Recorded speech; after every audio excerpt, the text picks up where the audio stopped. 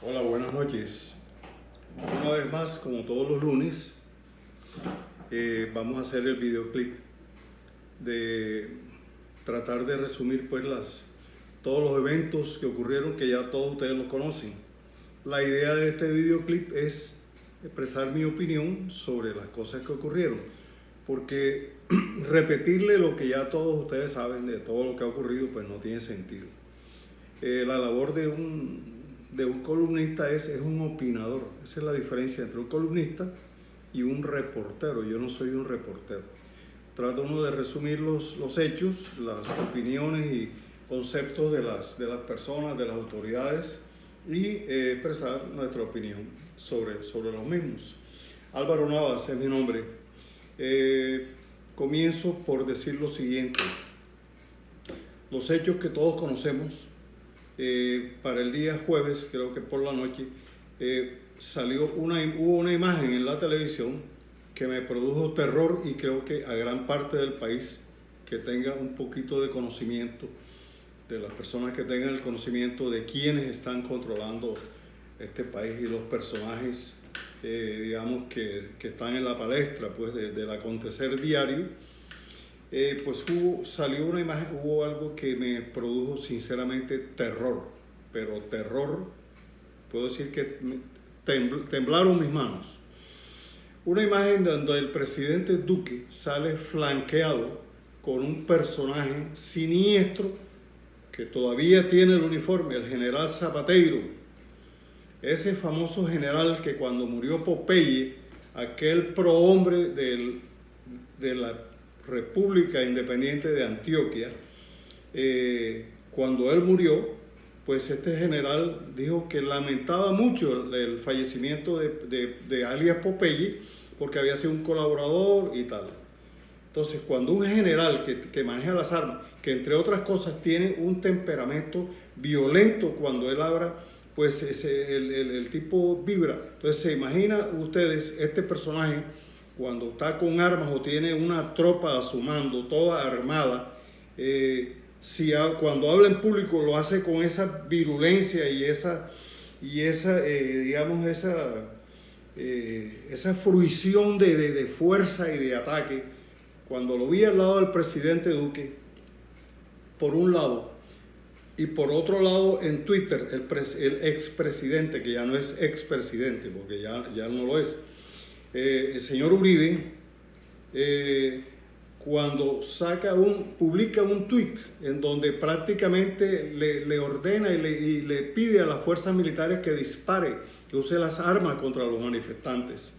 Cuando yo observo eso, yo recordé aquella trágica noche para olvidar de un personaje que nunca debió ser presidente, lo mismo que Duque, el expresidente Belisario Betancur.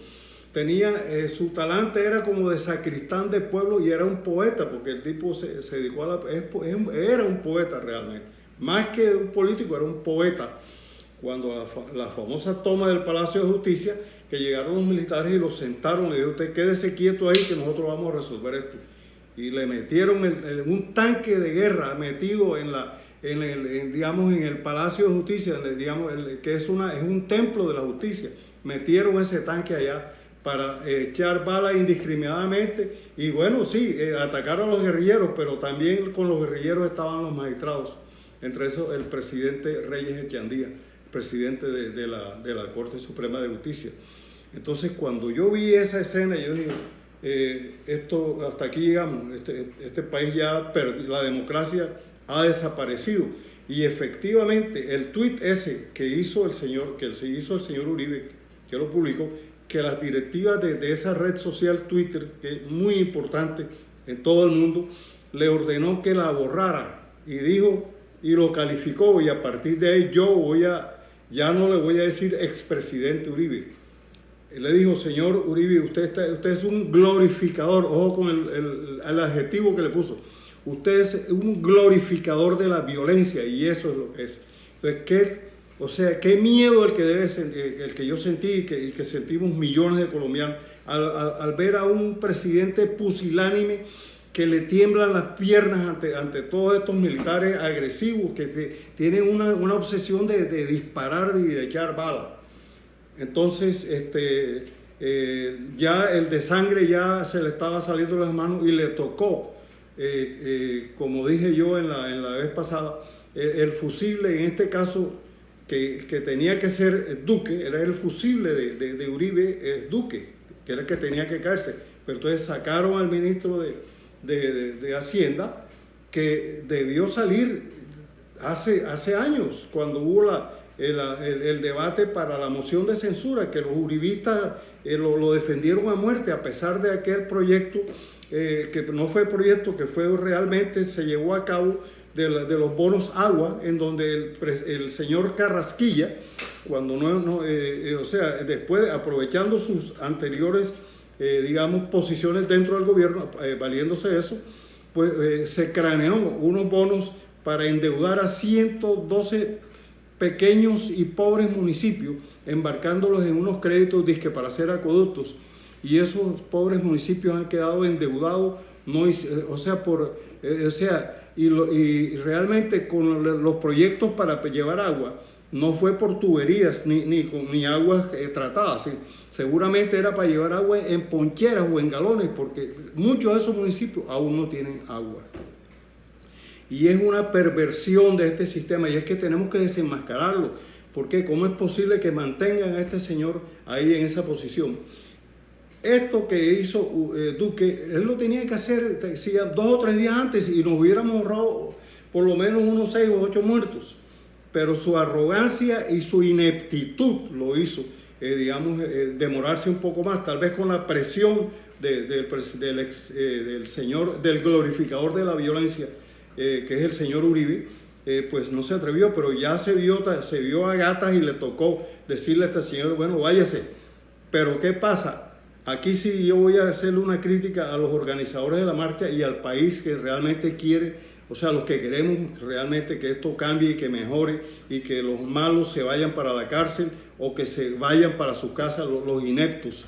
Y es que el problema no solamente es la reforma tributaria, este es un proceso que viene del año 2019. Recuerden las marchas y las protestas del 2019, cuando en una sola noche hubo como 11 muertos. Entre esos uno, el muchacho Dylan Cruz, que se vio un policía disparándole a la cabeza, y todavía ese proceso, ese juicio se está dando a cabo, y los abogados del policía invocaron algo que es horrible, que ni en la peor película de terror lo he visto yo.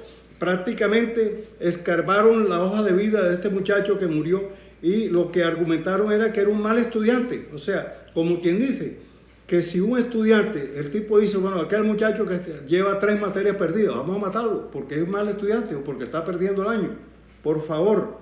Entonces, vuelvo y repito, se concentraron en la reforma tributaria, pero es que eso no es todo, eso no es nada. Es más, la reforma tributaria era lo menos urgente, porque todas las decisiones que se iban a tomar ahí iban a tener efecto por allá en el 2023. Pero Duque quería meterla o sea, como decimos vulgarmente, sin vaselina, porque realmente todo el paquete de reformas viene uno más grave que está en curso en el Congreso. Ya creo que pasó un primer debate, que es la reforma a la salud, que es lo más perverso que puede haber, en donde ya prácticamente las EPS van a quedar más poderosas, se van a crear una nueva figura de unas pólizas en donde usted tiene que cuidarse. Y si usted demuestra, si usted no puede comprobar que usted llegó a la casa con una gripa y no se tomó una aspirina o de pronto no se arropó en la noche y se agravó, a usted el seguro no le va a cubrir eso. Entonces, no solamente han estado contentos con transferir tantos billones a estas personas, entre las cuales, por ejemplo, está un señor Palacino, que era el de la Saludcop, que era la más grande, que se robaron a través de esa EPS más de casi 2 billones de pesos, porque todas estas EPS pues cogieron esos dineros, los fondos que le entrega el Estado para que atienda a los ciudadanos, y los han invertido en otras cosas, invertido entre comillas, porque ni siquiera es a favor de la EPS, en cuestiones, digamos, en proyectos privados de los directivos de las EPS. Y bueno, también la reforma pensional. Pero la más grave de todas, que yo creo que tenemos que pelearla bien, es la reforma a la salud.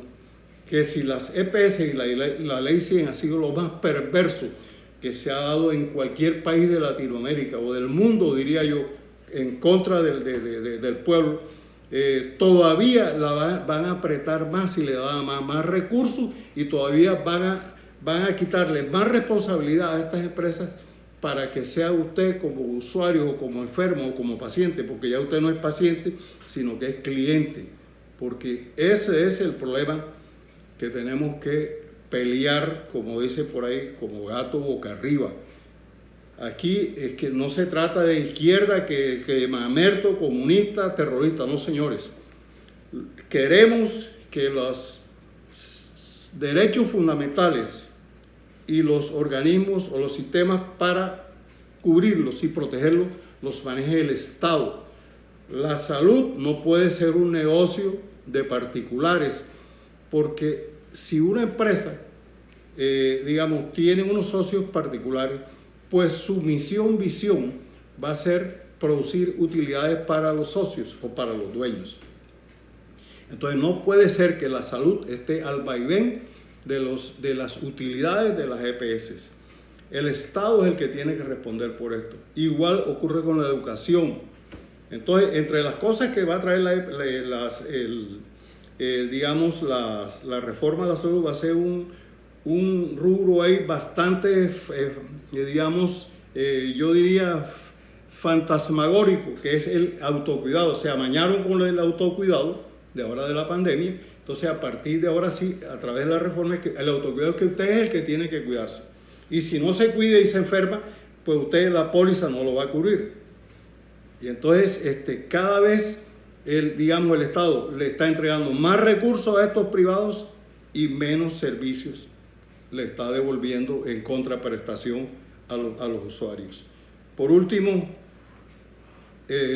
como todo en este gobierno, amigos de los eufemismos, la asistencia militar, la palabreja que se inventó Duque, me imagino sugerida por Uribe, para que salgan los soldados que son entrenados para disparar, eso sí, para disparar, porque ellos, un ejército está preparado o está diseñado y tiene un objetivo, es de luchar contra una agresión, contra una revolución interna o contra una agresión de un país extraño. Entonces, estos militares que han estado engordando pues en sus cuarteles, pues ahora los están sacando para enfrentar a los estudiantes, que un estudiante coge un ladrillo, una piedra, y el soldado lo va a enfrentar con una R-15 o con una granada. Entonces, esas son las bellezas de este gobierno. Nuevamente, recuerdo a los organizadores y a todos los que me están escuchando, la reforma tributaria no es, la renuncia de este ministro no es la solución. Hay que seguir luchando y hay que seguir protestando de manera pacífica, claro, hasta donde se pueda, porque tenemos que bloquear la reforma a la salud especialmente y la reforma pensional. Así que, pues ojalá que el pueblo recapacite. Ya falta poco para las elecciones del 2022, ya falta casi un año apenas. Entonces tengan todo esto en cuenta, ya saben quiénes son los que están del otro lado, en la otra orilla, los enemigos del pueblo. Buenas noches, gracias por escuchar.